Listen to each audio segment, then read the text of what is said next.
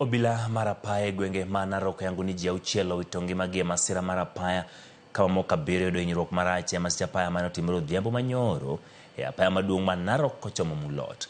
Kaluwore gi lipot mar obila, masirano ne otimore bang' nyamburko aina mar Toyota Sienta mane dhi e gwenge mag Mulot tuomore kod nyamburko aina mar Subaru Forester mane ochomo Narok.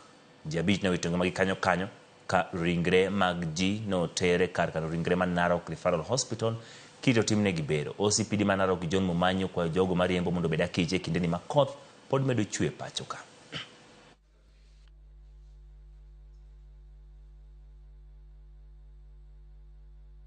What I want to advise our drivers is that they need to exercise caution, especially this time when the weather, we are experiencing rain, heavy rains around this place that sometimes affects the visibility, and especially at night. They must exercise a lot of caution when driving so that we can avoid some of these accidents that are making us lose lives of our people. I want to convey my message of condolences to the families that have lost their loved ones. Ninasema pole na Mungu awarehemu.